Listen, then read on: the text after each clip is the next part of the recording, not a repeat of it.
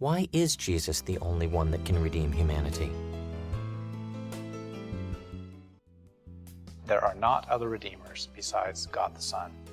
We know that clearly because 1 Timothy 2:5 says that there is only one God and one mediator between God and humanity.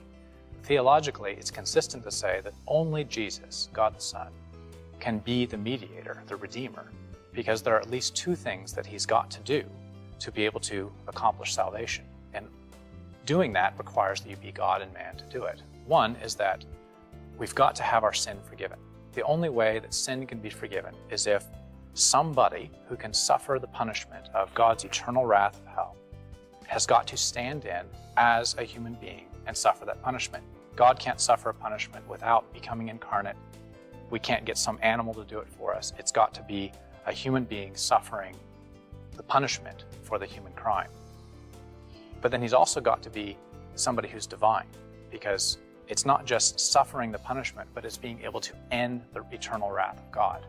As finite creatures, we cannot ever exhaust the punishment for our sin against an infinite eternal God. We'd never get to the end of it. That's why hell goes on forever and ever.